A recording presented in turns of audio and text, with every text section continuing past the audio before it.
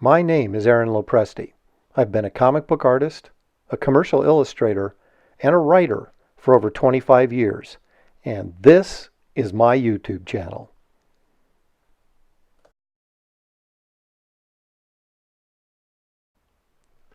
Welcome to episode 7. I will soon be crowdfunding a deluxe Garbage Man book that will feature all 120 pages of the original DC material with additional new art and a completely new Garbage Man story. One of the options you will be able to get is a signed and numbered limited edition copy of the book that will also feature a signed and numbered print that will only be available with this edition. In this episode, you will get a sneak peek at the first steps of creating this exciting new piece of art. I didn't want to show you actually the process of doing the blue line because that kind of feels like the most boring part of all this. So if you want to take a look at how I do my blue line layouts, there's a video, I believe it's episode 2, parts 1 and 2, that show how I went about doing that. But anyway, I did all this in a coal erase light blue pencil and basically got my figure laid out. And I usually do it, well, I shouldn't say always, but usually I will do a fairly detailed blue line so I can use it as a template to draw over. Let me zoom in a little bit here so you can see it better. Didn't want to go that fast, but what are you going to do? There we go. I have a border around the edges here, as you can see. I don't know what I'm going to do with that border. I'm probably going to make it a decorative border as opposed to just a line. I don't know exactly what I'm going to put in there yet, but since this is going to be a limited edition print that goes inside the book, I want it to be fairly detailed and have a lot of cool stuff in it. So we're going to do a lot of work on the trees and the vines and the leaves and the rocks that are kind of just sort of indicated here in this layout. But that's pretty much it. We're going to jump in and start penciling right now. You'll notice up here that I did a little bit of tree work over here, which is pretty much off camera because you already saw me work on trees on the Garbage Man pages. So I wanted to show you doing the fun stuff, which is actually working on Garbage Man. As you can see, I have a fairly detailed layout here. And I don't know exactly where I would normally start, but I guess I'm starting on the ear. I don't know that that's something I would normally do, but I did it for the sake of this video, I guess. A lot of times I will go in and sort of solidify the blue line layout that I've already done. So at least what I would call my contour lines are well established before I start really getting in there and detailing this up.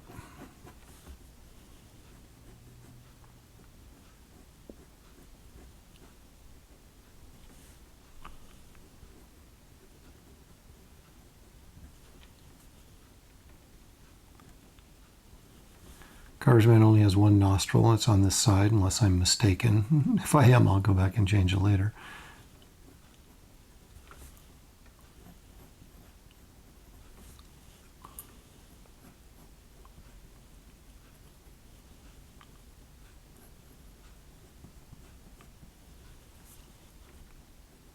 I don't know if the Garbage Man is ever happy, so I don't know if I look like that, I probably wouldn't be either, so I don't really draw him smiling a whole heck of a lot. In fact, I think it's safe to say I've never drawn him smiling, and I don't know if I ever will.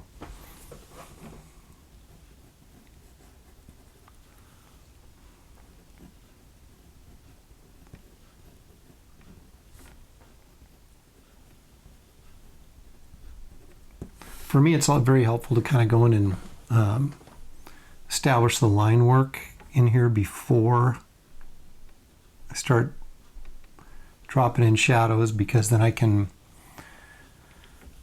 once I know the contours of the face and the body, and well, for that matter, like trees and everything else, then I can kind of lay the shadows in, around, or working off of those shapes and contours that I know are there.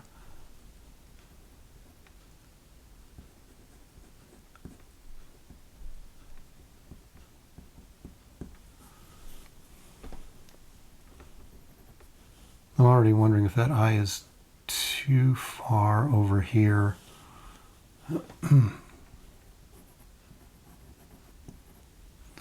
Might be.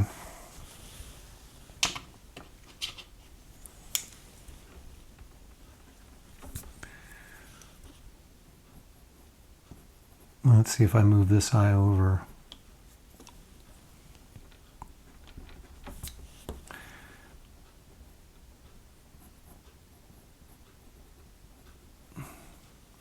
This is kind of the brutal thing about doing a video like this, or having you guys watch a video like this, is we don't sit there and just draw every line comes out perfectly. There's a lot of erasing. There's a lot of changing your mind as you go along, and I realize that's not necessarily the most entertaining thing to watch.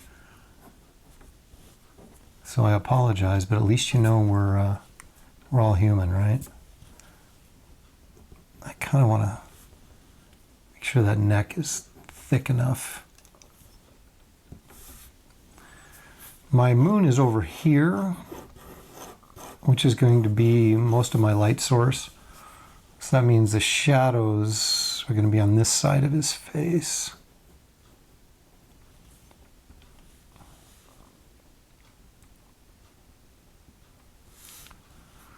Get that eye in there. I'll make sure that's over far enough so it looks like he's looking at the reader or the viewer, because he should be. Like I said, I'm going to worry about dropping in the heavy shadows later. I kind of want to get some detail established in here first.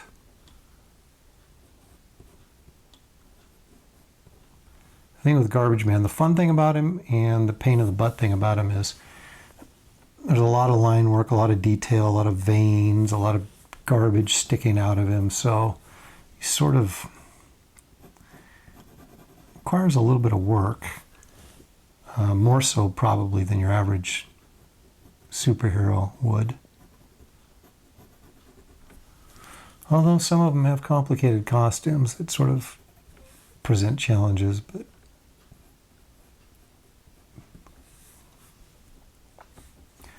got to be careful not to do too much work on something that I'm going to be covering up with black.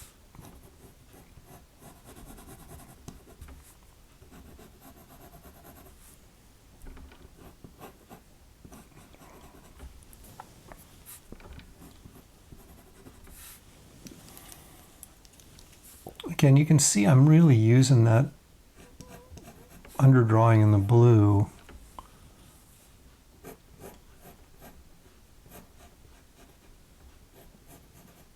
as a pretty specific guide to help me draw this.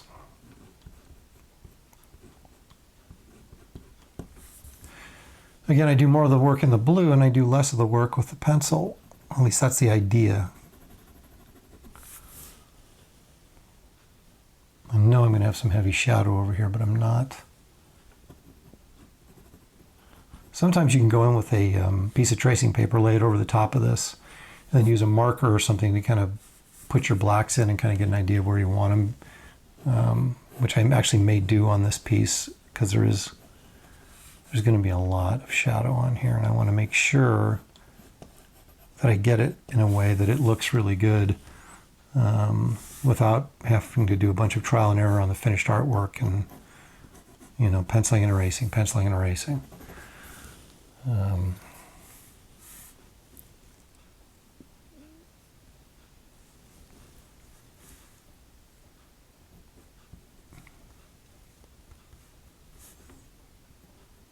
know he has a color spot right over this eye, and another one up here. Get those in there.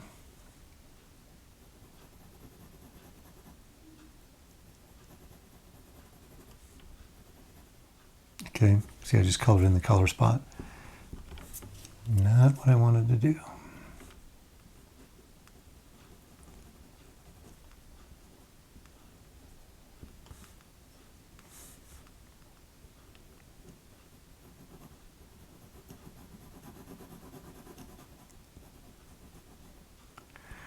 And I want to make sure the shadow lines, you know, the edge of the shadow is not just like this straight rounded line. Again, I would much rather have it uneven, a little bumpy. And then again, it helps it feel more natural and organic.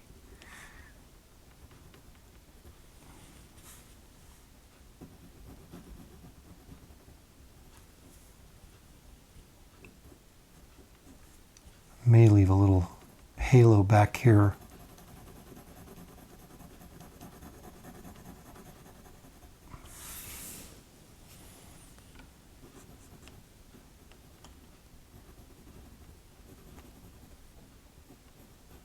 Gotta be careful here not to cover up too much of this brow with black, because then I may lose his expression. May not seem quite as menacing and angry if we lose that angry brow, so I have to kind of be careful.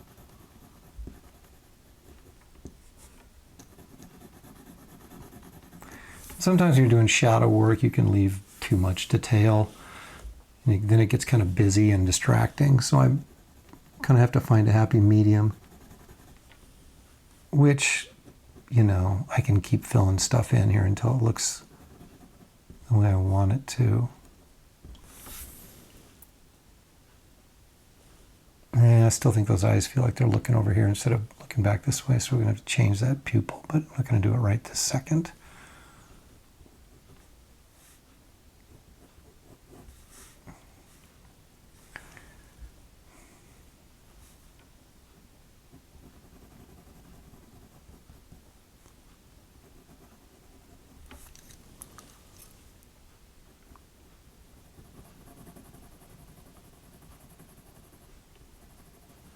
For a guy who's as big a Wrightson fan as I am really a coward about laying in heavy blacks and covering up stuff I've drawn, because you get so attached to it and you're like, oh, I don't want to cover that up, I want to draw the muscle. But sometimes, you know, heavy blacks in the right area can look so much cooler than a really detailed, finished, you know, piece with a bunch of lines all over it. Because I think, as we discussed before in a previous video, that it's that black placement that can really create volume and three-dimensional quality, and that's what you really want, is this character to feel like it can walk right off the page.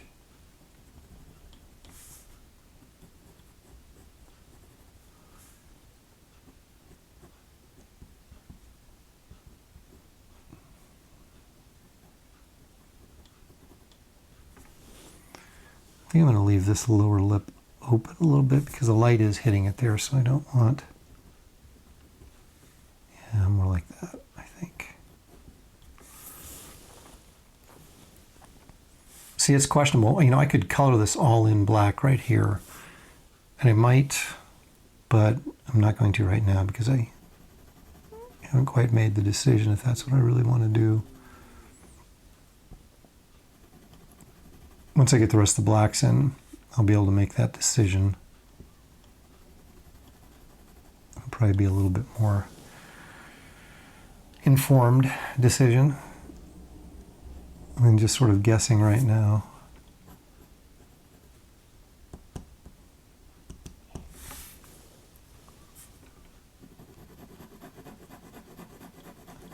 I had really grandiose ideas of really using a lot of black on this, and I can feel myself chickening out again already. It's like, wouldn't it be cooler if it was just all lines and stuff? But this book is all about atmosphere, so it's kind of like you don't want to skimp on the shadows, because you're going to lose so much of your atmosphere if you do.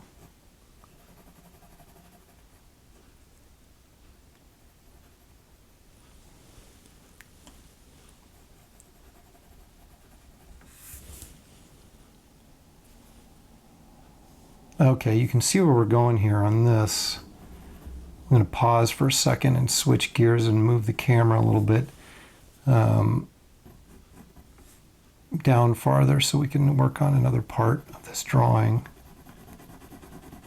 Mix it up a little bit.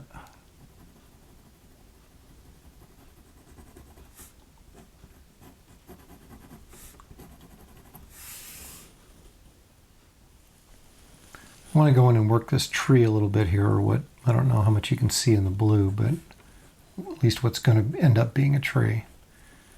I'm going to put some moss on here.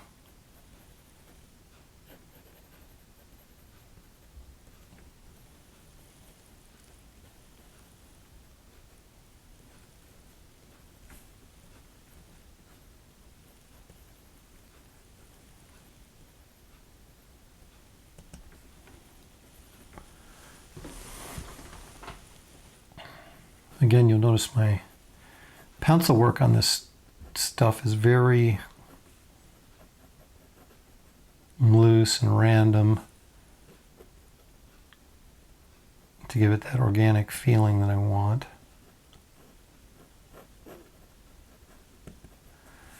The lower part of this tree is going to be a lot of shadow again because of a singular light source, which is the moon in the background.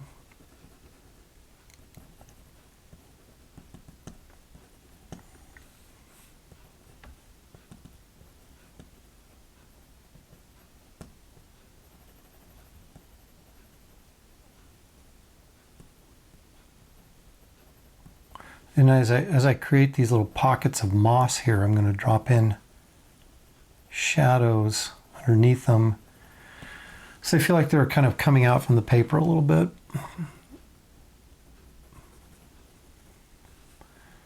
Again, that's the great thing of the proper use of shadows on here is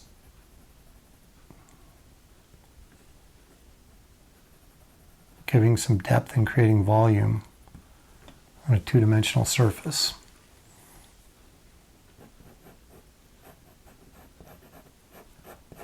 Go in here and at least solidify up his arm here.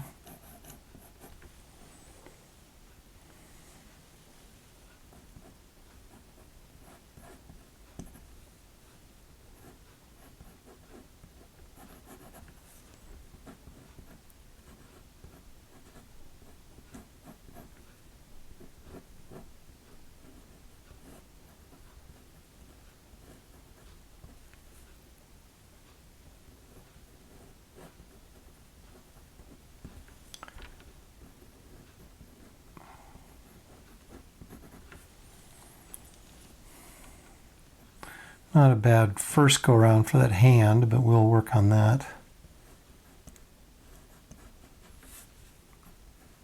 More detail farther down the line.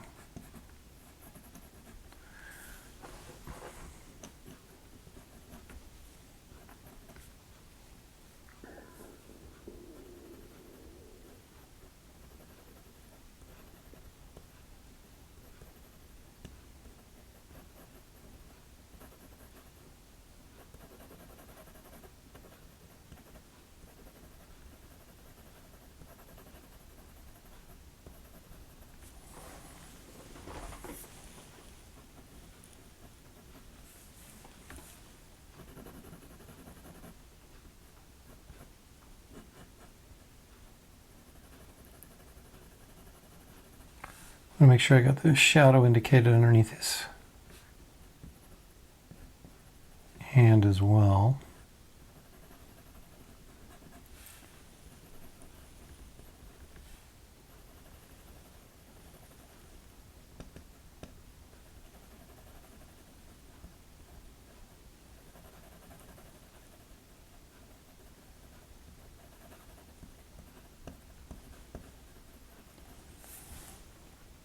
But as you can see, we're starting to make some headway here with the moss on the tree. This gives you an indication of what I'm attempting to do. I'm going to move the camera one more time and we'll take a look at another part of Garbage Man's body as I work on that.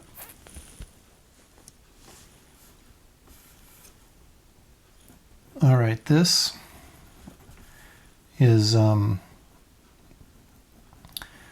one of Garbage Man's unique features is this really large left forearm and hand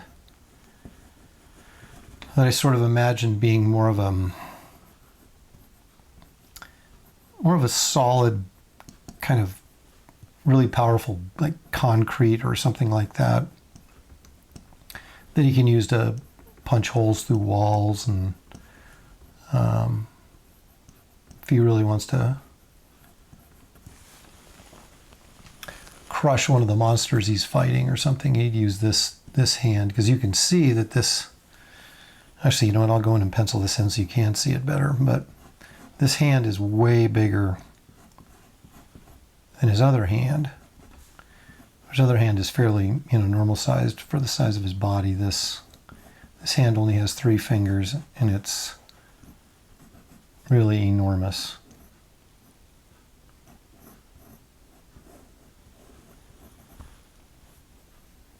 And one of the features when I was creating Garbage Man and realizing that, well, this guy's going to look a lot like Swamp Thing, he's going to look a lot like Sludge, so what are some things I can do to give him some uniqueness and sort of at least in terms of his physical appearance, an identity that's different than Swamp Thing and Sludge and other creatures, swamp creatures or muck monsters or whatever that came before him. And this is one of the things that it came to mind to add was, well, let's give him this big ol', clobbering time, if you will, forearm and fist, along with which I indicated up here, it's the color spots that are like chemical, I'll put one right in here, chemical color spots on him, and then make him brown like dirt. So he's certainly not green like Swamp Thing or even blue like Sludge was. You create a creature like this, and or a character like this, you want him to be in that sort of familiar comfort zone where, people that like Swamp Thing or people that like Sludge can look at it and say, oh yeah, that's, he fits into that same mold. But at the same time, he needs to have his own identity too. You don't want people to go, well, it's just a complete rip-off of Swamp Thing, which they may do anyway, but they are similar, but you want to give him enough of his own sort of unique physical traits that at least you can point to that when you're trying to defend yourself and say, no, I didn't copy Swamp Thing, this is totally original. And I joke about that because I created this character originally to replace Swamp Thing in the DCU, because Swamp Thing was under the control of Vertigo at the time, and DCU proper needed a monster character or a monster book. And so this is what I came up with to fill that void. And being a Wrightson fan and a Swamp Thing fan, I didn't want to stray too far from that kind of idea or concept. But at the same time, like I said, he needed to be in some ways unique from those other characters, at least physically. So I knew if I was going to not give him, a Man-Thing elephant trunk and go totally, different in that approach, but I wanted to save the humanity of his face, which I think is important, for expression and enabling the reader to identify with the character. I wanted to keep him with sort of a humanoid face, which we see with Swamp Thing and, of course, with Sludge as well from Malibu. So I had to do some other things. And this is one of the things I chose. And you can see what I'm doing here with again, the light source is coming down from the moon. So this side of his arm is going to be shaded. This side's going to be the light side that's picking up the moonlight. Again, I didn't want to go totally black here. I wanted to leave some highlights in there, or some detail in the shadow, if you will. So like I said, you have to sort of be mindful when you're doing something that's meant to be, you know, print and an illustration. But you want to make sure that people are getting their money's worth in terms of, you know, what type of illustration this is supposed to represent. And that's a highly detailed, you know, something that maybe they wouldn't get from you always in a comic book, or in every page in a comic book anyway.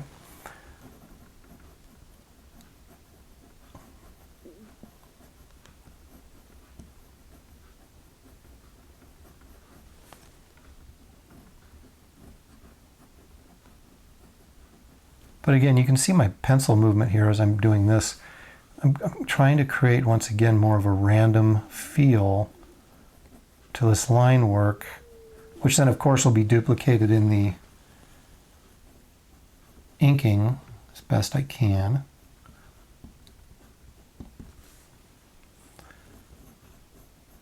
But this hand is very textured, specifically textured in this way, to kind of separate it from the rest of him, so that we know without any doubt or confusion that this is a different material than the rest of his body is made up of. And therefore, when we say, okay, it's harder, it's more powerful, whatever, you kind of buy that because you've created it and given it a different look to it that now the reader can appreciate and say, okay, that I see that's a different kind of texture. That's you know, it's whatever I want it to be, but it's, you know, concrete or silicone or whatever. And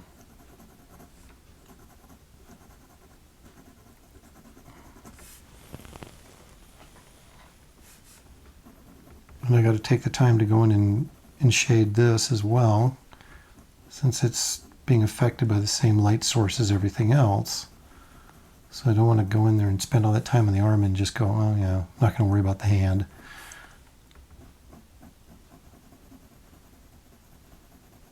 So kind of go in there and establish a shadow. And as again, you can see this is kind of random down here. It's not this really hard-edged shadow. I want it to feel like the shadow is moving across a textured surface.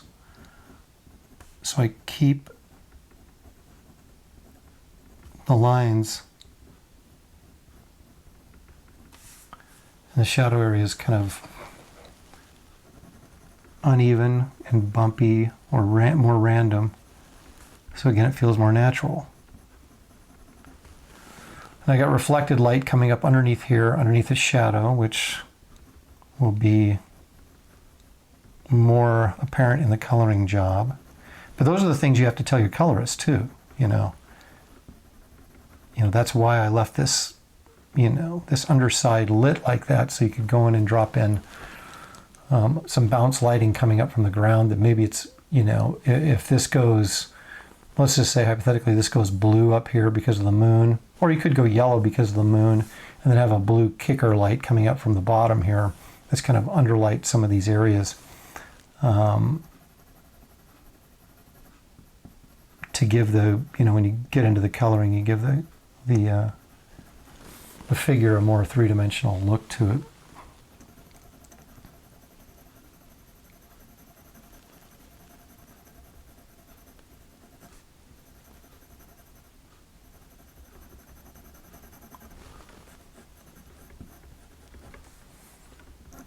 And again, I don't want these edges to be too round, than to have some more angularity to them. Angularity, is that even a word? I don't know, but it sounds good. Angularity. If this is going to be a solid black here, I run the risk of losing that hand in here with this. I don't know if that's good or bad.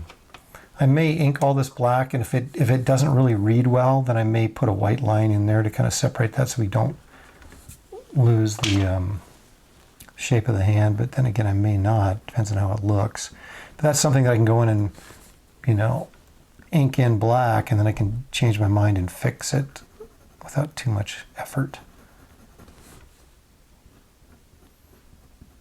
But you can see if you're going to go in and lay in shadows and stuff, you know, it's a time-consuming process shading this stuff in.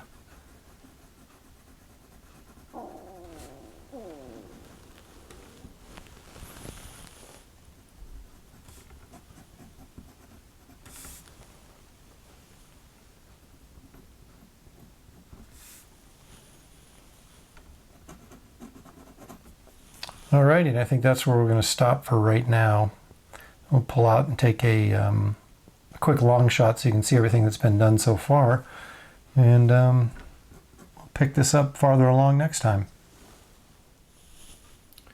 Okay, so here's a quick look at what we've accomplished so far on this particular drawing. There's a lot more work to go on it, that's for sure. But we'll probably pick this up in another video, probably a little bit farther along, and see what it looks like, probably about halfway done or so, and then maybe go from there and do another process video as I work out some of the kinks in it. Thanks for watching. If you enjoyed this video, please hit the like button and subscribe to my channel. You can also hit the notification button to get alerts when I post a new video. Make sure you come back by soon so you can check out my next episode.